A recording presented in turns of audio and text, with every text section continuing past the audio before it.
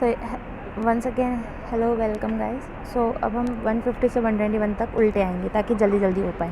ठीक है, तो ये वाला क्वेश्चन जो है इसमें दिया हुआ है कि उसके डॉग ने बाइट कर लिया है या फिर कोई उसके लिक्विड गिर गया है। ठीक है, स्पिल्ड हो गया उसके हाथ पे, केमिकल बर्निंग हो रही है राइट थाई में, लोअर लेग में। तो हम उसका मतलब उसके पैचेस वगैरह ये सब आ रहा है। तो हम क्या करेंगे, हम पहले जब भी किसी का हाथ जलता है, आप किचन में भी काम करते हो, जब भी अगर तेल का छिड़का होता है तो आप क्या करते हो, आप उसको तुरंत पानी के नीचे लाते हो ठंडा करने के लिए। ठीक है, तो वैसे ही सेम अगर कोई केमिकल गिर जाता है तो हम सबसे पहले उसको अंडर रनिंग वाटर, अब उस चीज़ को अपने हाथ को पैर पे जहाँ भी गिरा है, lesions rinse the lesion under running water. ठीक है, अगले क्वेश्चन में क्या बोला है, जो ह्यूमन बॉडी का ओवरऑल इफेक्ट है वो more than the sum of the individual effect है। ठीक है, तो जब जैसे कि 5 + 5 जो है ये 10 ना कह के 15 कह रहा है, मतलब ज़्यादा कह रहा है, तो मोर पोटेंशिएशन है। तो इसका आंसर क्या हो जाएगा, पोटेंशिएशन। अगर ये लेस कहता तो उसका आंसर हो जाता एंटागोनिज्म। ठीक है, इस वाले क्वेश्चन में क्या बोला है कि ऑप्थेल्मोस्कोपी में डिटेक्ट हुआ है narrowing of the retinal vessels. Retinal blood vessel जो है वो नैरो हो गई है। इसका मतलब तो हम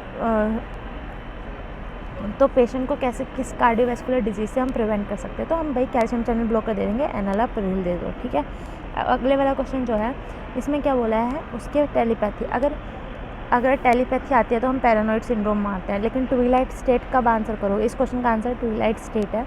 पर ट्विलाइट स्टेट क्यों है, ठीक है, आप ये देखो, हाइपर एक्साइटेबल है तो मैनिक सिंड्रोम होगा, ये मैंने बता दिया है। ट्विलाइट स्टेट में देख डिसोरिएंटेड हो रहा है, उसको खुद की पहचान नहीं पता, खुद का इन्वायरमेंट नहीं पता, खुद का विजुअल नहीं पता, हेलुसिनेशन नहीं पता, थ्रेटेंड कंटेंट आ रहे हैं, डिल्यूजन आइडियाज़ आ रहे हैं रेफरेंस के, फियर, एंगर और रेग ऑफ पेशेंट फेस, ये सब मतलब गुस्सा भी आ रहा है, खुद की आइडेंटिटी भी नहीं पता, मतलब वो ट्विलाइट स्टेट में, उसको खुद नहीं पता वो कहाँ है, कैसा है, कौन है, ये वगैरह वगैरह।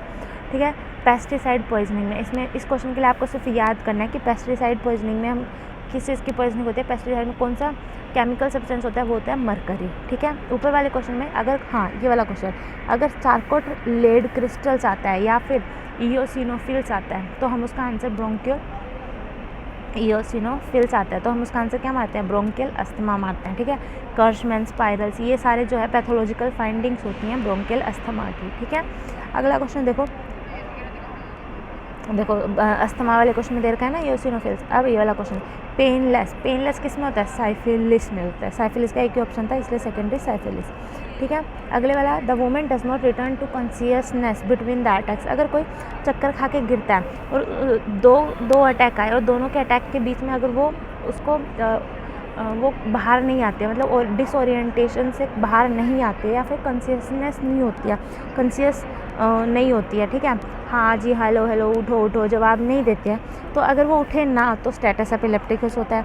अगर कोई बच्चा है उसमें आते हैं एब्सेंट सीजर। एब्सेंट सीजर में क्या होता है कि जैसे ब्लैक बोर्ड की तरफ देख रहा है बच्चा, दो बार उसने लगातार पलक झपकाई, उस 2 बार जब उसने पलक झपकाई ना, इतने से सेकंड के टाइम के लिए उसको पता नहीं था वो क्या देख रहा है, कौन है, कहाँ है, ये ये बिल्कुल माइन्यूट सा होता है, इसलिए उसको बोलते हैं एब्सेंट सीजर, पता ही नहीं चलता है। ठीक है, स्टेटस एपिलेप्टिक, जैसे कि कोई लिख रहा है और लिखते लिखते एकदम से उसका वर्ड बड़ा हो गया तो ये होता है एब्सेंट सीजर। ठीक है, लेकिन उसमें कॉन्शियस में रहता है।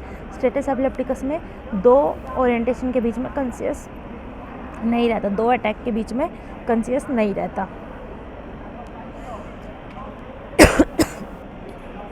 सॉरी, इसमें बोला है पेशेंट हॉस्पिटलाइज्ड है न्यूरोसर्जरी डिपार्टमेंट में, क्लोज्ड क्रेनियोसेरेब्रल इंजरी, फ्रैक्चर हुआ है उसका राइट टेम्पोरल लोब में।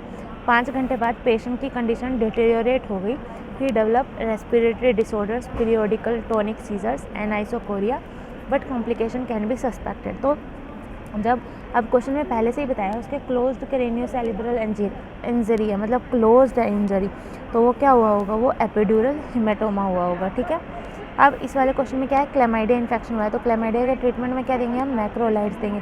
जब भी क्लेमाइडिया इन्फेक्शन होता है तो हम उसमें क्या देते हैं, मैक्रोलाइड एंटीबायोटिक्स देते हैं। ठीक है, but treatment tactics should be chosen in this case.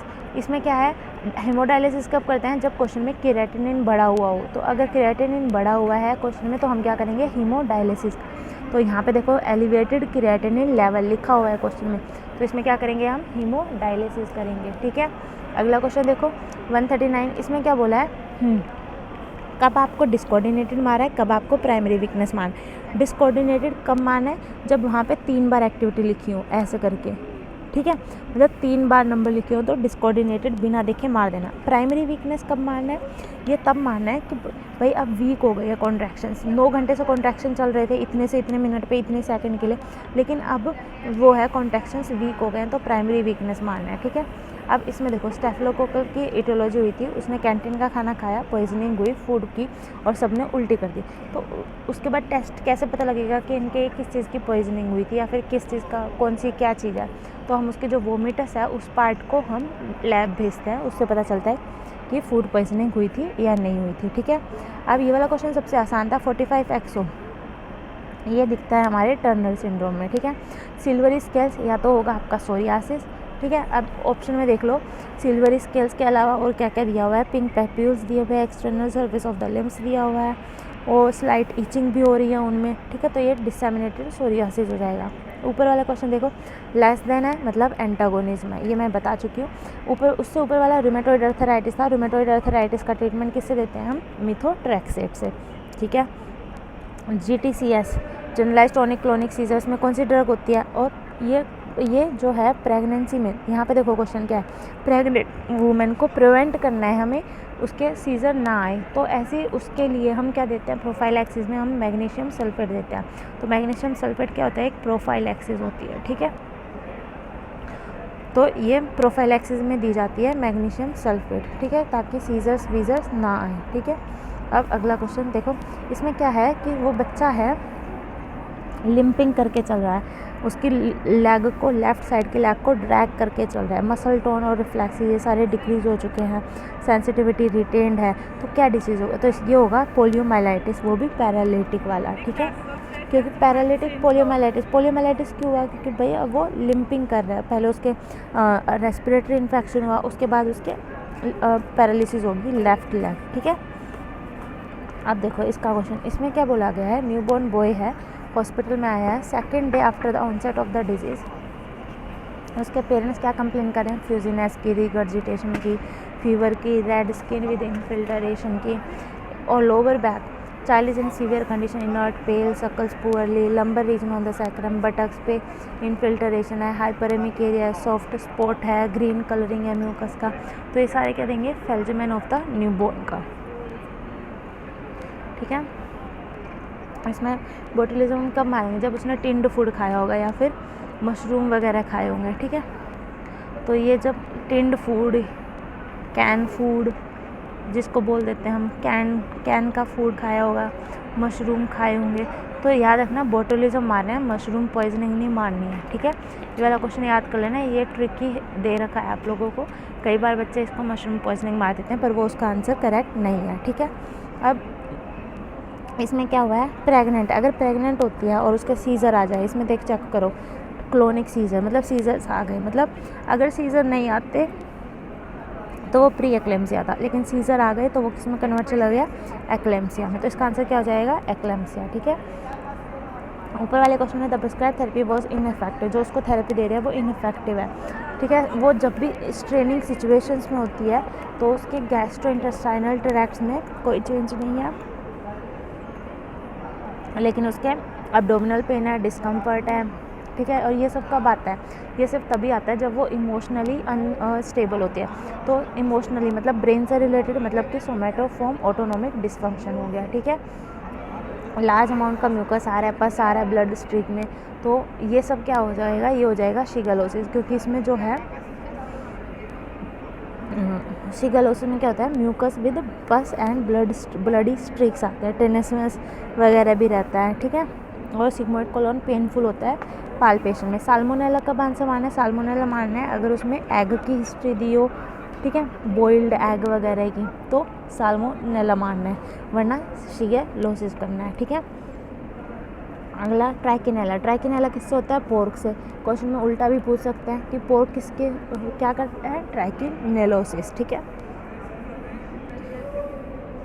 Tidal volume 400 से 250 हो गई, मतलब कि लंग्स की कैपेसिटी क्या है, वो डिक्रीज़ हो गई। भाई लंग्स की कैपेसिटी क्यों डिक्रीज़ हुई, क्योंकि जो है हाइड्रोथोरैक्स हो गया, जिसने लंग्स को प्रेस कर दिया, इस वजह से लंग्स की कैपेसिटी डिक्रीज़ हो गई। तो आंसर क्या जाएगा, हाइड्रोथोरैक्स, ठीक है। अगला question, placenta and birth canal intact है, डज नॉट रिस्पॉन्ड, यूट्रोटोनिक्स पे रिस्पॉन्ड नहीं कर रहे, मतलब यूट्रस क्या हो गया, एटोनी होगी, यूट्रस की क्या हो गई, एटोनी होगी, वो लूज़ कर गया कॉन्ट्रैक्शन करने की एबिलिटी को, ठीक है। But examining children at this age, ठीक है, मेडिकल एग्जामिनेशन हुआ है मिडिल और हाई स्कूल स्टूडेंट्स का, डॉक्टर्स ने क्या डिटरमाइन किया है, biological development of the childrens matches their calendar age, for this purpose doctor were using the following purpose, doctor इनके body length, hand bones, permanent teeth, ये वगैरह वगैरह। तो इसमें हम क्या एग्जामिन करेंगे, इसमें एग्जामिन होगा सेकेंडरी सेक्सुअल कैरेक्टर्स का, ठीक है। अब एक और क्वेश्चन रह गया, इसमें क्या पूछा गया है, बच्चे के क्या हुआ है, एनएसआर का, मतलब कि प्रोटीन की बहुत कमी हुई होगी, ठीक है। प्रोटीन जो है 9 ग्राम पर लीटर मिल रहा है, इरेथ्रोसाइट्स इतनी है, हाइलिन कास्ट मिल रही है, टॉन्सिलाइटिस के बाद हुआ है, मतलब ग्लोमेरुलोनेफ्राइटिस नेफ्रोटिक टाइप का हुआ है, ठीक है। तो इसका आंसर क्या हो गया, अक्यूट ग्लोमेरुलोनेफ्राइटिस। अक्यूट क्यों हुआ, क्योंकि इसको सिर्फ 2 ही हफ्ते तो हुए ये डिजीज़ हुए। क्रोनिक कब बोलते हैं, मोर देन 3 वीक्स में, ठीक है।